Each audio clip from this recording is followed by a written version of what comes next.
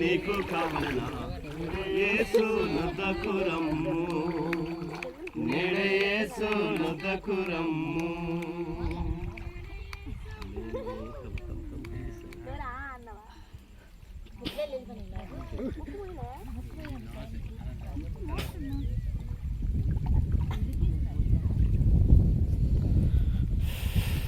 హల్లెలూయా ఆమేన్.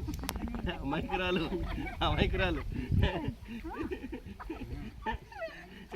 లేదు తనకి ఏం చిన్న పిల్ల దొరికి, కానీ ప్రభు అయిన యేసుక్రీస్తు నామమును బట్టి దేవునికి మహిమ కలుగు. రెండు చేతుల పైకి దేవునికి స్తోత్రం తెలుసునా.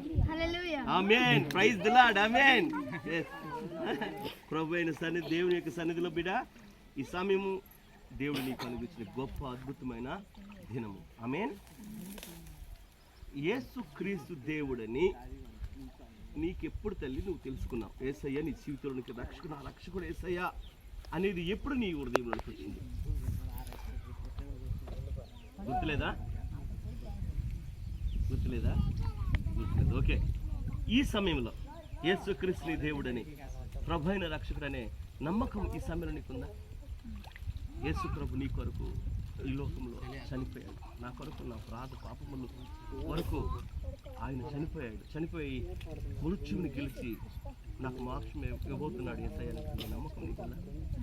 ఓకే. అయితే మరి ఒక రెండు ప్రశ్నలు ఈ సమయంలో అడుగుతున్నాను, వీటికి సమాధానం కరెక్ట్గా చెప్పాలి. నీ బ్రతుకంతా ఈ లోకంలో మొట్టమొదటి ప్రయారిటీ నీ దేవునికి ఇస్తాననే నమ్మకం నీకుందా? దేవునికి మాత్రమే ఇస్తాను, ఆ తర్వాత కుటుంబం. ఆమె ఈ రోజు ఒకవేళ ఈ లోకాన్ని వదిలిస్తే క్రీస్తు నామములో తండ్రి వద్దకు, పరలోక దగ్గరికి వెళ్తాను అని నిశ్చయిస్తాను. పక్కాగా ఉందా? పరలోక రాజ్యానికి వెళ్తానని జీవ గ్రంథంలో పేరు లిఖింపబడి ఉందనే నమ్మకం ఉందమ్మా? నువ్వు తీసుకున్న నిర్ణయాలు బట్టి, ప్రభు అయిన యేసుక్రీస్తు వారు అనుగ్రహించినటువంటి అధికారత్వాన్ని బట్టి ఈ సమయంలో నేను నీకు బాప్తిస్మం. దేవుని యొక్క సన్నిధి, ఒక వ్యక్తిగత నీ కౌమారి జీవితం అంతట్లో రానున్న కాలంలో ఉండేలాగా నీ బాప్తిస్మం ఇవ్వడానికి కూడా నేను ఇష్టపడుతున్నాను. నీ నిర్ణయము పరిశుద్ధమైనది, ఆ నిర్ణయానికి కట్టుబడి మాత్రం జీవితాంతం నీవు ఉంటావని కూడా ఒక ఆత్మీయ తండ్రిగా నేను నమ్ముతున్నాను. కనుక పరలోకముందున్నటువంటి మన తండ్రి యొక్క నామమును బట్టి, తన కుమారుడు మన రక్షకుడైన యేసుక్రీస్తు వారి యొక్క నామమును బట్టి, పరిశుద్ధాత్మ దేవుని యొక్క నామమును బట్టి నేను ఈ సమయంలో నీకు బాప్తిస్మం ఇస్తున్నాను. ఆమేన్. హల్లెలూయా. Praise the lord. ఆమేన్.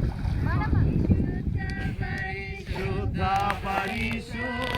ప్రభువా, వరదూతలైన నింపగలరా?